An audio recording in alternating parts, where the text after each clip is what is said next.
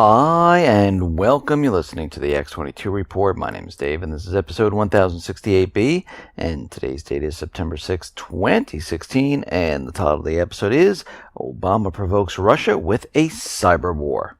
Let's get into the economic collapse, political, and geopolitical news. Now, we've been watching the United States, and we've been tracking and watching, reporting on what they are doing out in Europe, the Middle East, Africa, the South Pacific, and we are watching the United States government, central bankers, NATO, bring in more military assets, more troops into these areas.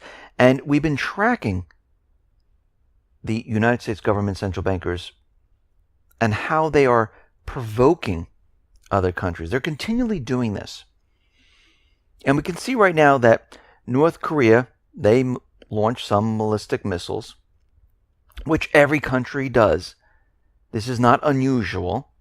And remember, the United States government central bankers, they don't like countries that have the ability to create their own nuclear weapons. They like countries that don't have nuclear weapons because they're easy to go in and remove the power structure, have regime change. And most of the time, the U.S. government central bankers, they stay away from those countries that are engaged in creating their own nuclear weapons. And we see that North Korea is one of those countries where they continually provoke, because they realize, and they're hoping, that the leader of North Korea does something stupid. Now, they launched ballistic missiles while the leaders were in the meeting of the G20, and Obama came out and said, how dare North Korea do this while the G20 is going on? So we are going to place more sanctions on North Korea, which doesn't help, because they placed all these sanctions on North Korea, and they're still testing.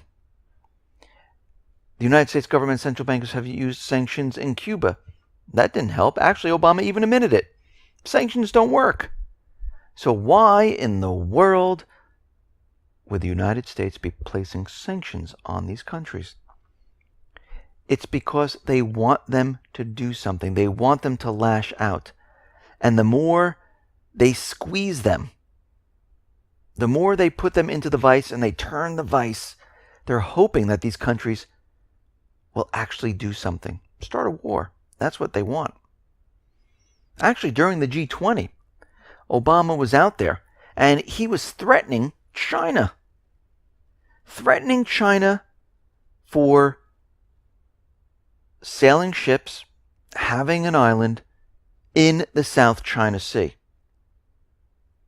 Now, remember, the United States is threatening a country in their body of water, which they share with other countries. The United States really has nothing to do with this. I know they use freedom of navigation, which the United States has never signed or ratified, but they keep saying that, they have the right to sail the ships because of the freedom of navigation. It's strange how they never signed that or ratified it, but they like to use it in the news. But the United States is in areas right now which it shouldn't be in. And it shouldn't be really talking about what's going on in that little area.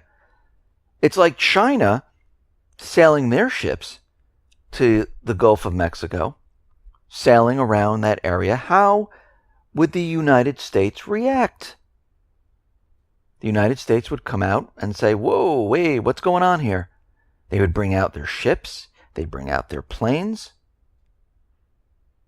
And they have every right to do so because China is very close to the United States. Well, this is what these countries are doing out throughout the rest of the world.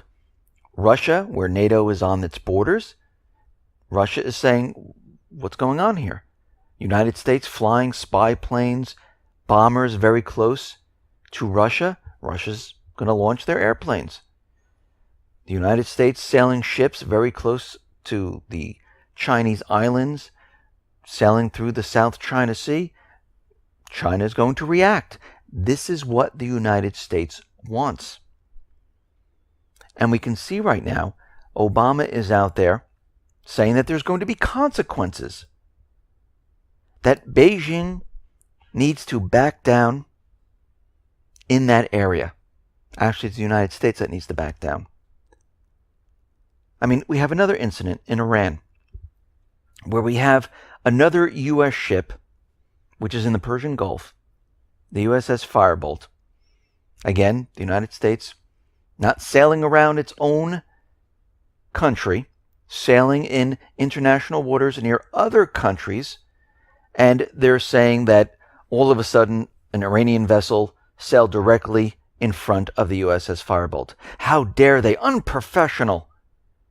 Most likely, like in every single other case, the United States sails very, very close to their waters.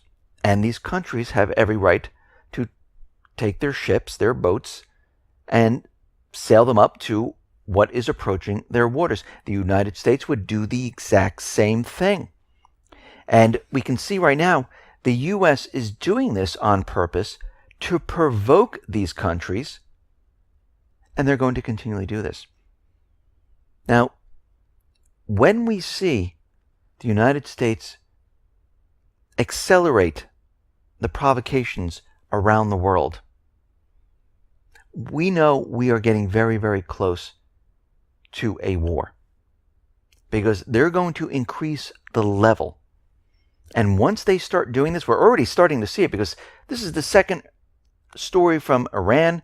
This is like the 100th one from the South China Sea. We see Russian aggression, stories all the time about that. When they up this a notch, where we have maybe a firing of a missile, a firing of a cannon, or something like that, they are getting prepared and ready for war. Now, Turkey out in Syria, and we have to remember Turkey invaded Syria, they're calling for a 48-hour ceasefire around Aleppo. Now, why would they be calling for a ceasefire?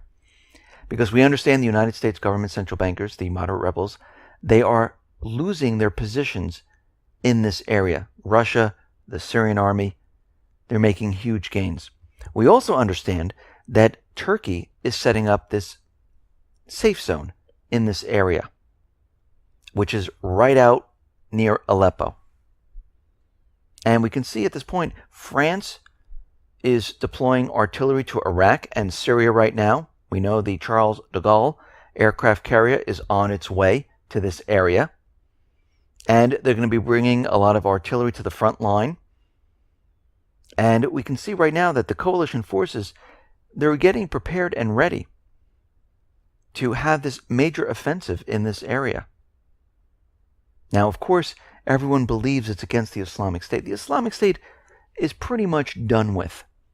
They're the proxy army of the United States government central bankers. They really don't have that much of a hold in this area anymore. So we can see right now the United States and all the coalition forces don't need to be involved with this. The Iraqi forces, they would have the ability to destroy the rest of the Islamic State with no problem. Same thing with Russia and the Syrian army out in Syria. So what is the United States and all these other countries doing in Iraq, Syria, Libya? They're trying to maintain their puppet governments, and they're still trying to replace a government. That's their goal from the beginning. Now, it looks like the United States has trained a new Islamic State commander, former Tajikistan Special Forces Colonel Kalimov. He was trained in the United States by Blackwater. And we can see he has been promoted from within the Islamic State organization, and he is now named the new chief military commander for the global terror group. You can see right now that they're playing this up because, again, when we look at the entire situation, the leader of the Islamic State was killed. Russia and the United States were going back and forth of who killed the leader. Well, we know it was the United States. But we can see right now that this new individual who is trained by the U.S., by Blackwater, a private organization, we can see at this point they're still trying to use the Islamic State right now. And he actually put out a message where he said, "Listen, you American pigs, I've been 3 times to America, and I saw how you train fighters to kill Muslims. God willing, I will come with this weapon to your cities, your homes, and we will kill you." Now, again, this is propaganda. We know once this event occurs here in the United States, it's going to be an inside job. It's not going to be the Islamic State. Of course, they're going to use the story, maybe, that it is the Islamic State, but we can see right now the Islamic State really has no hold on it. Maybe they'll use it, maybe they won't. But whatever they do, we know they're going to create this event, create this narrative, and they're going to make people believe that this is actually how it is happening. But we know that this is going to be an inside job. We know they need to do this because the economy is collapsing. And we see that the United States government central bankers, they always stick to their goal. I mean, think about how long they've been in Syria trying to get rid of Assad. But we can see with Turkey right now that the U.S., they are moving towards Plan B. And it looks like they're trying to carve out and separate Syria right now. And we know at this point, the coalition forces like France, the UK, and many other, they're bringing in more hardware into this area. We know the bases have been built in Syria. Turkey's already looking for a safe zone, no bomb zone, no fly zone, exclusive zone. And we can see the beginning stages are already there. The U.S. already told Russia and Syria that this is a no-bomb area over the moderate rebels. So we can see they're already working towards this goal. Because the U.S. never gives up. They have to remove Assad. But when all of this fails, when all of this doesn't work, they need to provoke a war. Because their plan was to get into Sudan, get into Libya, Iraq, Lebanon, Libya, Syria, then move into Iran. And if you noticed during the P5+1, what the United States has done, it has made sure that Iran was not a nuclear power with a nuclear weapon. Now, in the beginning stages, they wanted Iran to work with the United States to sell their oil using the dollar. And Iran said, no, we're not going to do this. Now, the United States government central bankers, they kind of knew that this was going to happen. But the most important thing to take away from this is they were making sure through this process that they were not a nuclear power. So when the time comes, if they can remove Assad, take control of Syria, we know eventually they're going to make their move into Iran. Now, we can see at this point that they thought they were going to have this complete about 8 years ago. And here we are in 2016. So what do they have left? Well, they have nothing left. All they have is war. Because when we look at the economy, we look at what the ECB is doing, the Bank of Japan. I mean, think about this. They're buying up everything. They're taking worthless paper and they're purchasing hard assets. Here in the United States, the Fed, what did they do? They bought up all the toxic real estate. Now they have trillions of dollars of real estate on their books. They're the owners.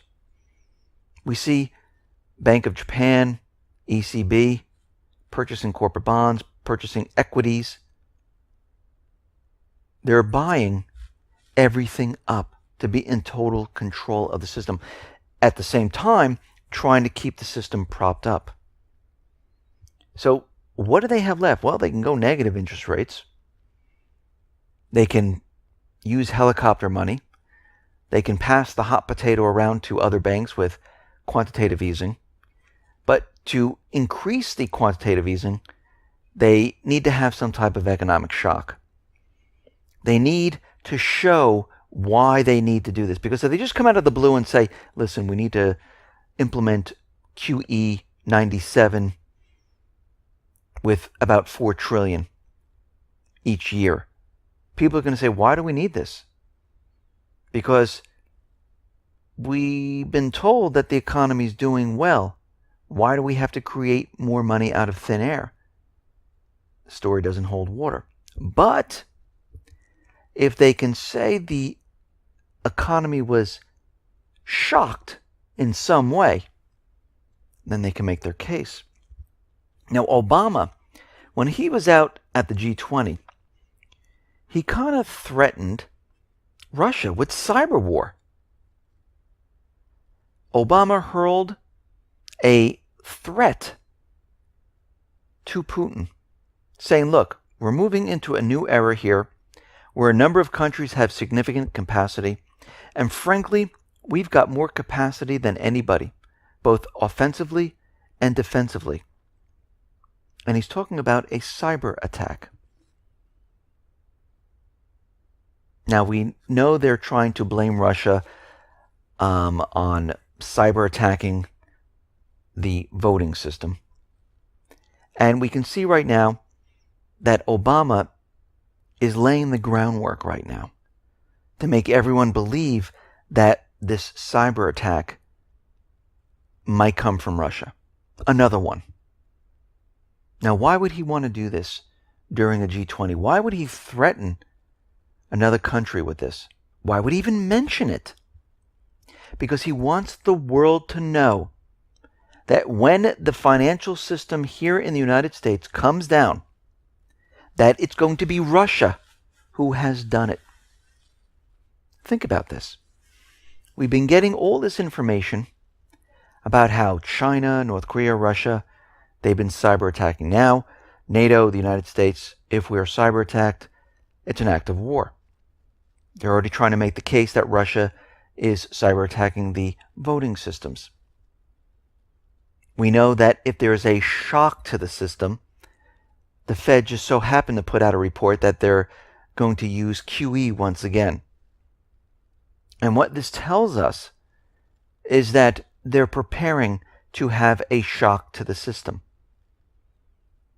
which means they're preparing for Russia, maybe North Korea, might even be China, to do something to the power grid, to the financial institutions, to do something very small.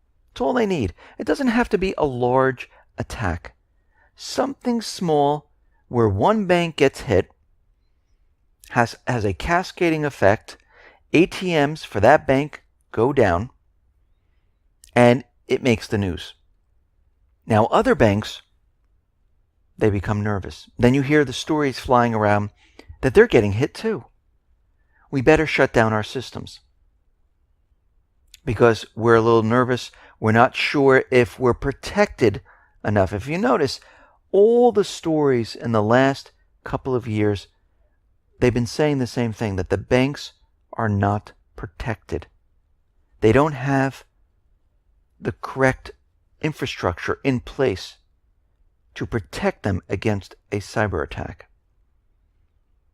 So they will use this, even though they've never been cyber attacked, to shut down the banking system.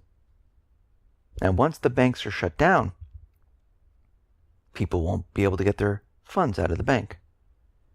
The one bank that was allegedly hit most likely will be some type of malware that was planted, detected, and then had the scare process move forward.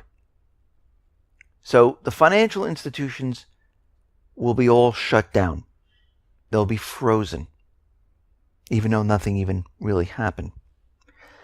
The U.S. government, the central bankers, will be out there explaining why this has happened, why the system has to be down right now, that it might affect the economy here in the U.S. They'll continually tell you that it's strong, but there might be problems when we turn the systems back on. This will allow them and give them time to do whatever they need to do. Most likely this will happen on a Friday. They'll go into the systems, siphon off some money, make it look like that something terrible has happened, point the finger in less than 48 hours at Russia, and then you'll hear the cry for war. You'll hear the cry from the U.S. government, central bankers, the corporate media, that something must be done. This is an act of war hitting our financial institutions. It might even be followed up with some type of attack on the power infrastructure. So we can see that they're preparing and getting ready. And they need to show how this is going to play out and what country is going to be responsible. Because they always have this ready to go when this hits. And we can see they're getting prepared because time is running out. The clock is ticking down. And if they wait any longer, they will not be able to control the system coming down. The system most likely will come down without them. And they don't want this to happen because then they lose the narrative. Listen, everyone, thanks a lot for listening. Be well, be safe, and especially be prepared. Thanks a lot.